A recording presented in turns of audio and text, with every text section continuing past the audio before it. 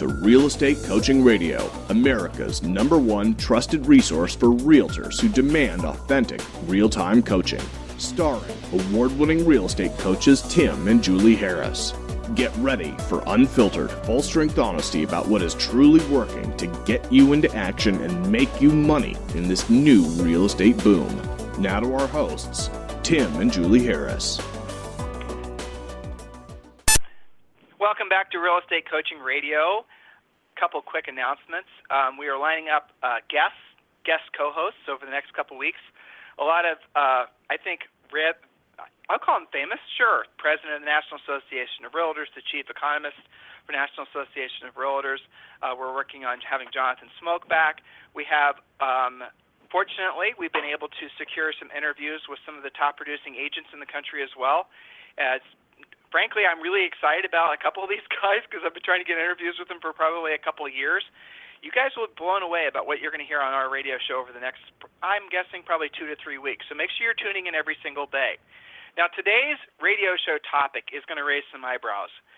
And I'm going to tell you guys how I came across this information that I'm going to share with you. And then we're going to get into the actual points so that you can kind of understand and really put all these, kind of reframe what I'm about to share with you in a practical way. Before I jump in, Julie, welcome to today's radio show.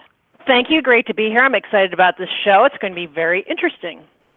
So, guys, long story short, it was probably about 25 years ago, I had the opportunity to speak with a guy named Jim Climbiel.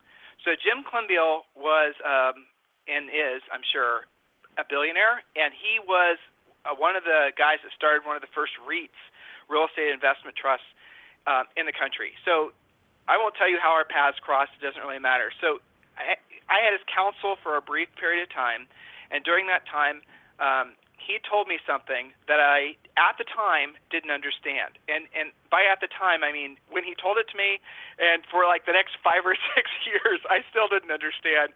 But I always tried to. I was always thinking about it, and then I started putting the pieces together, and then I really did understand what he was trying to tell me. So I'm going to share with you guys what he said, and then I'm going to share with you my journey to understand the meaning of what he said, so you guys can not have to go through the angst that I did to try to figure it out. So here it was. One of the oldest founding principles of the country, and I think this actually it comes even from England, is the saying that when the going gets tough, the tough get going. You guys have all heard that. Everyone's heard that. It's on motivational posters. It was shot at you by your gym teacher when you were in elementary school. You know, when the going gets tough, the tough get going. Well, so what Mr. Climbiel had said to me was the exact opposite, and that's really what had me at odds with his suggestion. So he goes and he starts telling me about how he is in this YPO, Young Presidents Organization, mastermind. And if you guys don't know what YPO is, it's a really exclusive group. And, you know, Julie and I were the founding members of a sister organization in Columbus, Ohio, but it doesn't matter. It's called YEO, but that's a different conversation. So anyway, we go and he's telling me about this mastermind he was involved in and how his really good friend, Charlie Schwab, as in Charles Schwab, a name I'm sure all of you have heard of, had told him this. It's not when the going gets tough, the tough get going. And here it is, when the going gets tough, the smart leave. So that advice was given to Jim Climbiel from Charlie Schwab, and then Climbiel was sharing it with me. So like I said, when I first heard it, I didn't understand it because it was so counter to everything that I was raised to believe. It was so counter even towards things that are cultural. The founding of our country, was based on the premise that, we're going to do it no matter what. So when the going gets tough and the smart leave, I was in massive conflict with for a long time, and still until I started to figure out really what he meant. So today's radio show is going to be sharing this concept with all of you and hoping that you can embrace it and really start thinking about some of the things that you're doing in your life, in your business, and maybe you need to reframe that. Maybe you need to stop doing what you're doing. Maybe you need to completely and totally, literally, take a different direction with your life and with your business decisions. So we're going to talk about that in a second. Before we do, Julie, I know you have some coaching clients that you'd like to acknowledge. We're going to start doing that on every radio show. We started I got this two. week. Okay, cool. So go right ahead. Okay, perfect. This comes from Coach Bill Bird, and we're talking about a great coaching client by the name of John Ruckman, who lives in the greater Baltimore area. John has already completed over 2,000 BPOs to his name, but while he's been earning money that way, he has learned to prospect, dare I say it, FSBOs and expireds, and already has 9 listings from that. He has homework of getting them sold now, and the goal is he's getting this going, kind of breaking away from the BPOs and getting things listed. FSBOs and expireds are his main sources. His goal is 20 listings and 5 escrows at all times, and he is well on his way. So kudos to John Ruckman for taking action, being coachable, doing what your coach asks you to do, and making money as a result.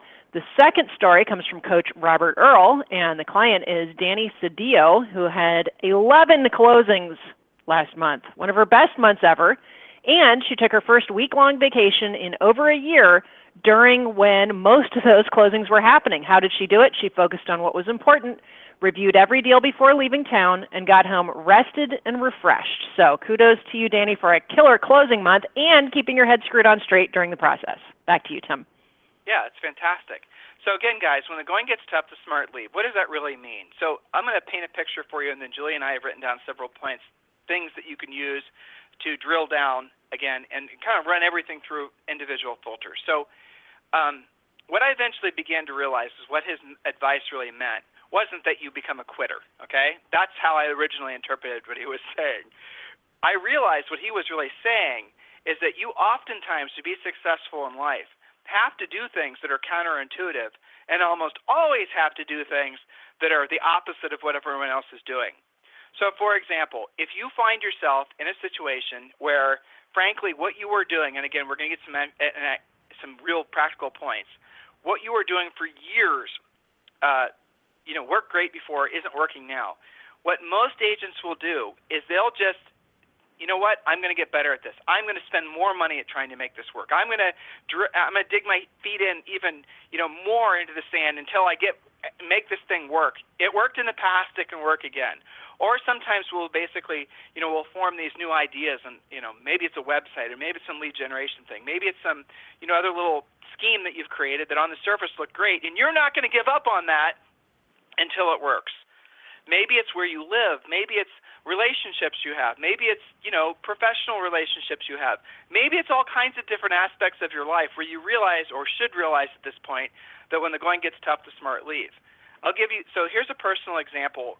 It was back in, I'll give you 2 personal examples. Julie and I, as a lot of you know, sold real estate in Columbus, Ohio. We did it for almost 10 years, 100 to 200 houses a year, well documented. So here's the thing. Columbus, Ohio, the real estate market there, now fortunately it's doing fantastic, now it is, but when Julie and I were looking at our options, Columbus in itself was not a great market. There was not a lot of appreciation. Things were starting to slow down. The market itself was not really creating an environment that Julie and I could accomplish our goals. We were selling more houses. We were earning more money, but we still weren't moving the ball down the field towards our personal financial goals, which was the accumulation of wealth to the point where the assets or the wealth was able to create passive income enough for us that basically we didn't have to work anymore. Remember, guys, the definition of rich is where your money works for you and you no longer have to work for your money. So we are in this situation where we realized that in order for us to accomplish our personal financial goals that we set out for ourselves, it was going to take a lot longer than we originally thought. Now, all the while, our coaching business was this was back in the late 90s, our coaching business was really starting to take off. And so we realized by getting to know a lot of agents around the country that in different parts of the country, the market was so different. Things were appreciating, things were selling quick. The opportunity was just better in different parts of the country.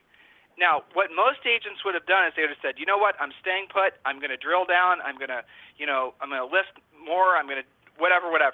Versus what Julie and I did is we realized that when the going gets tough, the smart leave, we started looking for different places that we could relocate around the country because we knew we could take our same skill set and apply it anywhere, and that's what we eventually did. We eventually moved. Now, why? Again, because in order for us to accomplish the goals we had set for ourselves, we could have done it where we were, but it would have taken years, decades longer based on the opportunities that we had. So opposed to beating our heads against the wall, we just decided to pick up and move. And it worked. It worked incredibly well, and I'm glad we did. And there's other examples I'll maybe sprinkle through today's radio show to let you guys know that we live what we say. So without any further delay, Julie, let's just jump right in and talk about some of these more practical points so these guys can start applying this information to their own business and personal lives. Yeah, absolutely. And the thing is, you're always hearing from your trainers, your coaches, your office managers, and your own self, I got to do more, I got to do better, I've got to tweak this, I got to fix that. Well, on this call, we're giving you permission to sometimes say enough's enough. When the going gets tough, the smart leave, and I want to be smart. So let's look at different aspects that you might apply this to. Number one, lead generation, the most important thing you do in all of real estate, because nothing else matters if you don't have leads. Well, when what you're doing for lead generation isn't working, stop doing it. Now, this means that you have given it all you've got and you just aren't feeling the love. This does not mean I tried calling a FSBO and it didn't work, so that doesn't work. We're talking about you keep banging your head into the wall. You know the definition of insanity, keep doing the same thing over and over and over, expecting some different result. So this does assume that you've made some level of effort, research, and that you've been working it at a really good, intelligent way. So now it could just be the wrong spoke. It might be the wrong market. It might be the wrong marketing, okay? So lead generation in itself, you've got to look at all of those different aspects and say, you know what, maybe you had a postcard and it used to just make the phone ring off the hook and you keep on sending it because it worked, but it's been 3 times and you haven't gotten a single call. Why would you keep spending money on that? It stopped working. So when what you're doing isn't working, stop doing it under the lead generation category. Does that make sense, Tim? It does. Well, scale that, right? How many of you guys are still buying impressions or buying buyers off of websites, off the big portals? How many of you are still doing that? And here's the fact, and you guys know it's true, it's well documented, you're having to spend more money for fewer leads, and you're also discovering quickly that the leads that you're buying are, for the most part, not as effective as they used to be. That is 100% true for probably almost the entire country. So you guys who are still buying these leads, now there are certain parts of the country where there's not essentially where those types of schemes do still work at a relatively high level. But for the most part, a lot of you guys are stuck in this paradigm where you're still buying buyer leads. Let's call it what it is. You're buying them from the big portals, and you're having to spend more money, and you're getting less return on it. You're looking at your results, and you're saying, okay, I have spent, say 5 years ago I spent, $3,000, and I can say for sure I had 5 closings from it. In my marketplace, that means I made a great profit. Wonderful. But now to get the same result, you're having to spend, $13,000, $14,000, $20,000 to get the same result. But you are still in your head. You haven't realized that or accepted that what you were doing before for lead generation does not work like it did. And so now maybe you need to make a break and go in a completely different direction. So I know from talking with a lot of you guys really do read Inman Select every single day. If you're not yet an Inman Select subscriber, you frankly are missing some of the best real estate information as far as news that's out there. You definitely want to be tuning into that. If you want to know where I frankly get a lot of my insight as far as what the next turn in the road is going to be for real estate, it's definitely Inman Select. And Inman Select is super inexpensive to be a member of. So do yourself a favor. Get your information that's going to have a direct effect on your ability to serve others and make money from Inman Select. So whatever you do, definitely have that as the top of your list. So the next one, Julie, we wrote down, and this one I think is really interesting. Point number 2, social media.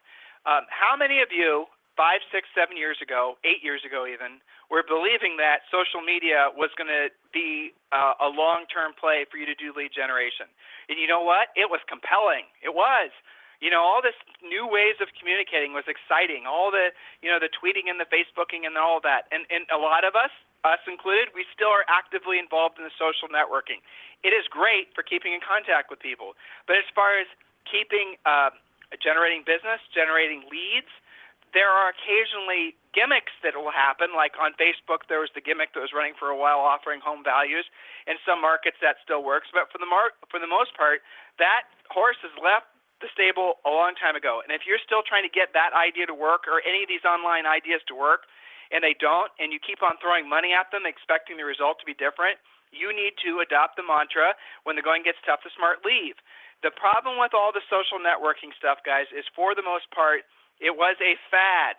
Fads are short-term, trends are long-term. So the fad of social networking, as far as basically being the sharp end of your stick in terms of lead generation, no longer works.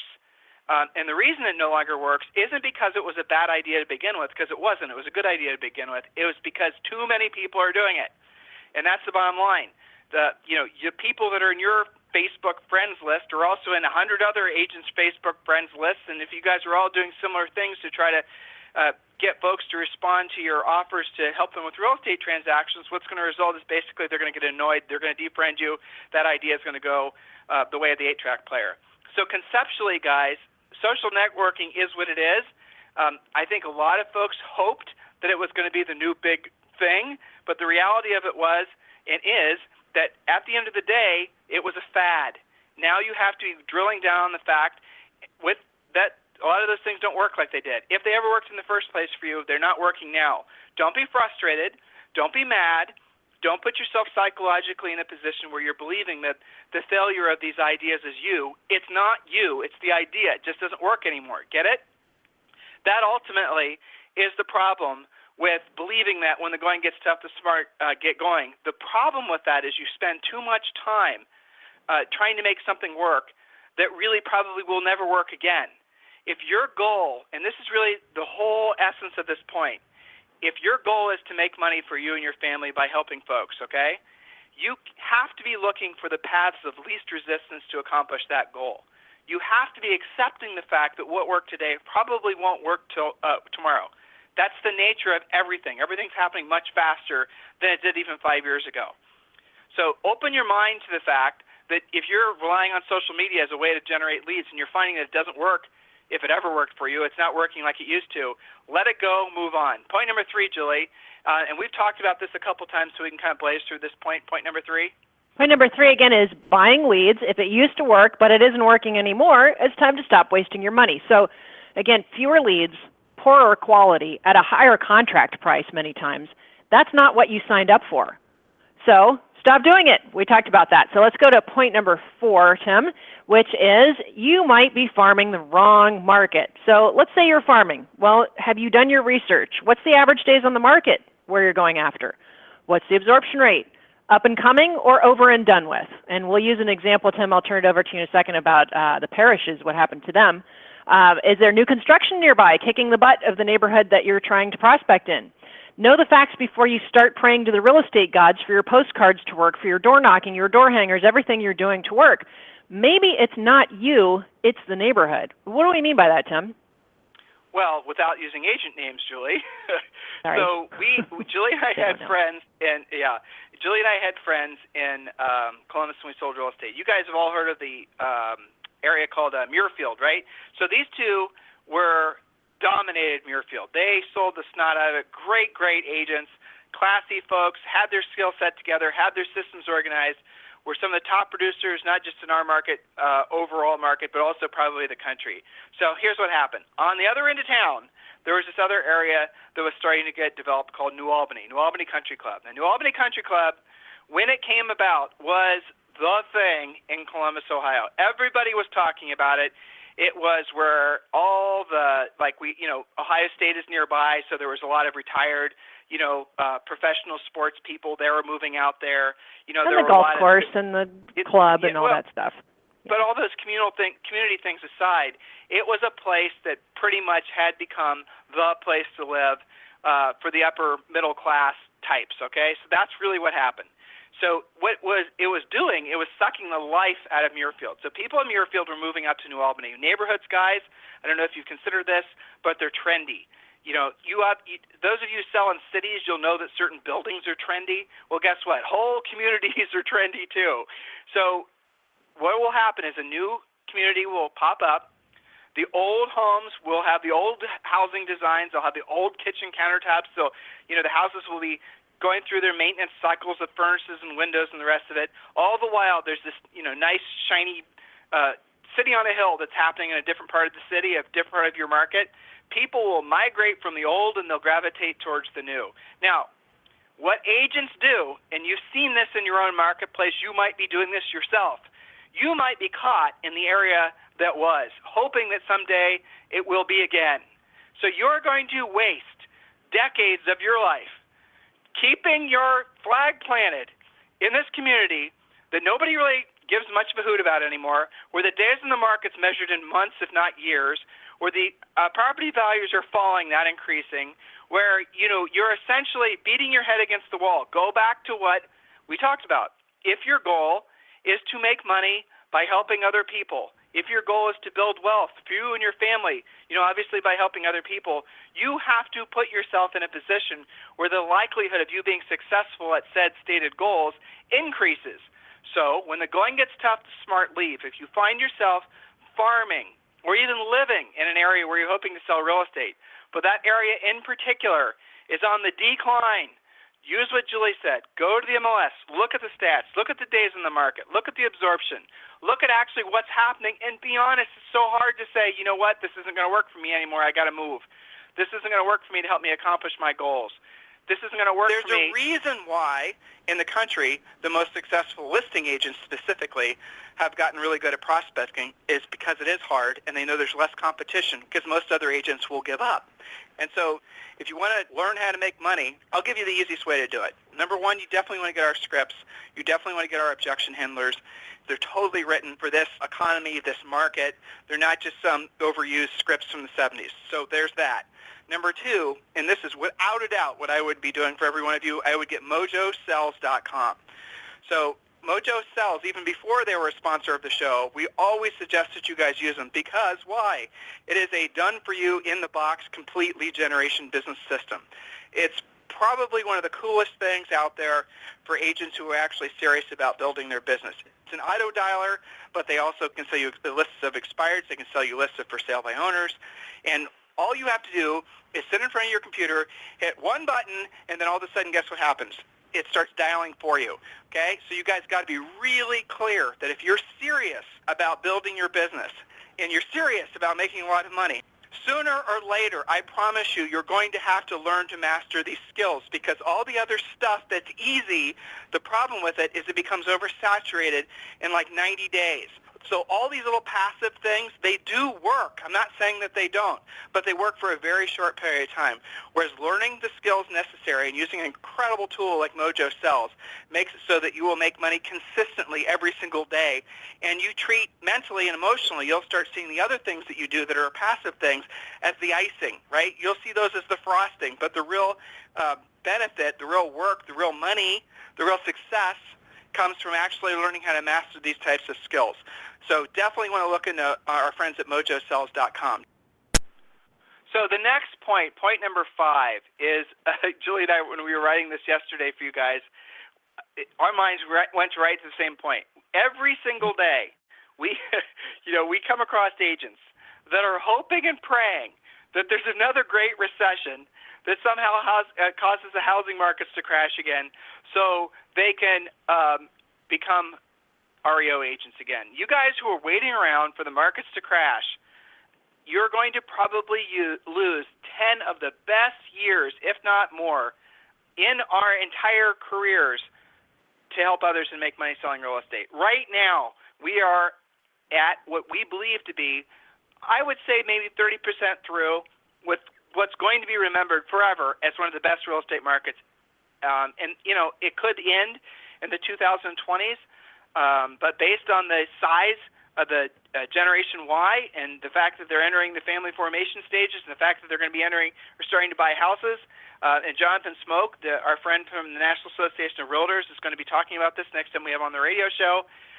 The fact is that the number of buyers entering the market and the number of baby boomers downsizing is going to create more sales velocity across the country than we've ever experienced before. So you are in the right place at the right time, but if your focus is hoping that the market crashes, and you're finally able to start doing REOs and short sales again, and you know what, you're gonna lose. You just are. You guys, I know it's not true for every market. There's still plenty of markets that are going through a recovery. Parts of Florida, parts of certainly New Jersey. There's still lots of opportunity and distress, but for the most part, if you are finding yourself still hoping and praying that your one spoke, your one, the one thing that worked for you will start working again. In this case, we're talking about distressed real estate. You are going to lose. You're going to miss out on opportunity. Julie, thoughts on that? Well, yeah, I lovingly call these guys, because we always get new students that are in this category, and, kudos to them for signing up for coaching because they need it. I lovingly call them our recovering REO addicts or recovering short sale addicts. And you know what? Good for you for learning how to do that and monetizing that and making your way through the recession. But a lot of these types of students, they will search online for like hours trying to find the one article to help them believe that there's going to be a flood of REOs in their market. Meanwhile, their REO inventory has dwindled down to practically nothing. Maybe they've got some in the pipeline, but it certainly isn't what it used to be. So typically those agents will call in a panic because they have a, quote, real or normal listing appointment that they haven't gone on in years. So it's easier to try and believe that what they've gotten good at, and again, good job for getting good at that, but it doesn't matter if the market's not willing to give it to you. Now, there are some pockets where it's still pretty good, but if you start to see it dwindling, if it was a stock and you saw it plummeting, you would not wait and wait and wait until it was worth nothing to get out, would you? So some of you guys do that to your real estate practice. Not always REO and short sale, but in this case, that's what we're seeing. Some of you guys spending too long praying to the real estate gods that that'll come back. So polish your skills, and then when the market does change, you'll still be ready to pounce. That's okay. So again, today's call, we're giving you permission to maybe stop pursuing things that are just not working for you. And on that point, go ahead. Well, guys, please remember that if we see any reason to believe, anywhere, even on the distant horizon, if Julie and I see any reason to believe that you guys should be pivoting to start focusing on a different aspect of real estate, like we did back in 2007, when we told you guys to focus on short sales, those of you who are listening got in on that market early. Then we said, hey, guess what? Let's focus on short sales and REOs. A lot of you rode that. That was a great train to be on for, 3 or 4 years. A lot of you were able to make millions and millions of dollars in personal income. Now you have to be pivoting again, or you should have already, being honest with you, and taking advantage of the market that we've been explaining to you on this radio show for the past couple of years. The bottom line, guys, is you have to be accepting the fact that when the going gets tough, the smart leave. Now, the next point, and this is a great point, Julie.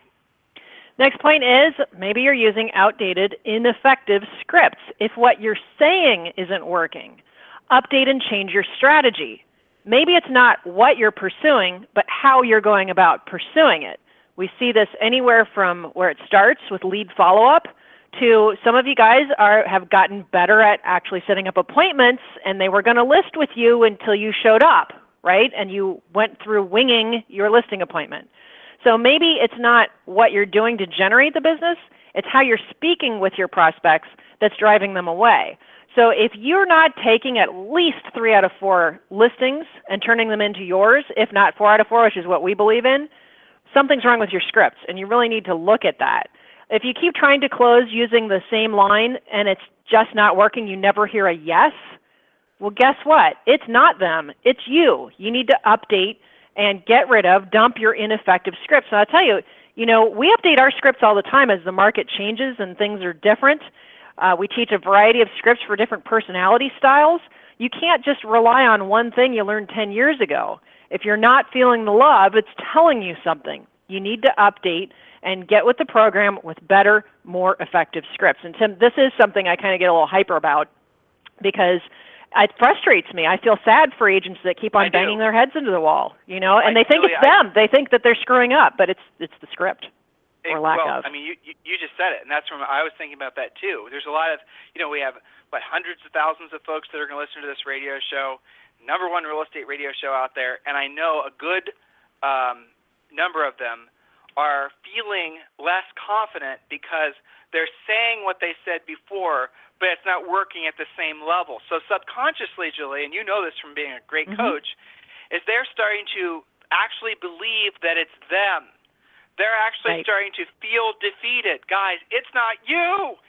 Well, it is you now that you know what we're saying to you is true, and if you choose not to do anything with this information, well, guess what? It is on you. But if you're saying the same thing, saying it the same way, saying it the same way to the same people, you guys get the point? If you're not personally evolving your scripts and your techniques, and you're finding that the wind is no longer at your back, that you feel like essentially every day is harder and harder to get folks to want to commit to you, you have to accept the fact that when the going gets tough, the smart leave. In this case, you need to leave those old scripts. You need to leave those old techniques. You need to forget about that crappy listing presentation that maybe worked in 1990, right? You need to let that stuff go and open your mind and be excited about the fact that there are new ways, new exciting ways to actually take full advantage of this marketplace, and there's certainly nothing wrong with that. Guys, listen, anytime we can ever do anything to help you, request a free coaching call. freecoachingcallsforagents.com. Now, your homework from today's radio show is going to go through all the things that you're doing in your business, and I want you to be honest with yourself, especially stuff you're spending money on, right? And that includes coaching, okay? We're certainly not immune to this. If you find that you are, frankly, not getting the results that you were or that you expected from buying leads from that website or even having this direct mail campaign or doing this gimmick or that gimmick, if you're finding that the results change, which means you're going to have to be able to track, which means you're going to have to be objective, which means you cannot defend something just because it worked in the past. And I'll tell you the classic mistakes, direct mail. You guys that do direct mail, you will go to war to continue doing direct mail, almost like it's a religion for you. Direct mail, you have been led to believe that if you do it long enough, all of a sudden the clouds part and you basically are given the keys to the kingdom. It doesn't work like that. Your direct mail piece might not work. Your market that you're mailing to might not work. You maybe need to do some more homework on the particular demographics and sociographics of the people you're mailing to. Go back and listen to our previous points. Don't allow these things to tear you down. When the going gets tough, the smart leave. Pivot. Be willing to take chances. Be willing to say, you know what, it was great before, or maybe it worked in another market, but it doesn't work now, and it's now my prerogative as a business owner to take advantage of the fact that this is a fantastic market, and it is my job to do something about it. So like a lot of you, our business is growing quickly. I mean, matter of fact, since the beginning of the year, we have added between coaches and salespeople over 50 people. And one of the constant challenges we have is, like you, communication. So how do we all keep in contact with each other? We have actually upgraded our entire systems to VTech Phones. Now, I personally was very fearful of getting into the whole, figuring out what phone system to use. And I was very tempted to even do what a lot of you are probably doing, just say, well, the heck with it, I'm just going to go with the cell phone and use that for everything. But unfortunately, cell phones have a lot of limited use. The dropped calls, the receptions, the audio quality, all that good stuff. That's the reason that we are looking for a really great solution, and we went with VTech Phones. And now the wonderful thing about VTech Phones, and I'm going to give you guys some more specific information about that now, is that they're just so easy to use. They're just plug and play. You don't need an IT guy. You don't need to call out, your phone guy. It's simple. It's an elegant solution that all of you need to seriously consider, whether it's just you and an assistant, or it's you and your team, or frankly, the VTech 4-line small business phone system might even be perfect if you are working out of your house and use it as your home phone. VTech's new 4-line small business phone system is the perfect solution for small business owners that need to install a phone system that has the qualities and features that they have previously only been available for companies with bigger budgets. The new system is the most affordable and easy to install 4-line system on the market. The 4-line small business phone system components include the main console and the optional expandable cordless desk sets, cordless accessory handsets, cordless headsets, and speakerphones, allowing the system to grow alongside a business up to 10 extensions. The VTech 4-line small business phone system components are available in stores and online at Office Depot, Office Max, and Staples, as well as online at vtechphones.com.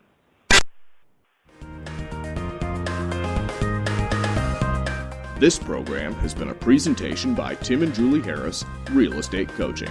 For more information on our real estate coaching and training programs, visit our website at timandjulieharris.com. Remember to tune in weekdays at noon for upcoming shows, and until next time, thank you for listening to Real Estate Coaching Radio with Tim and Julie Harris.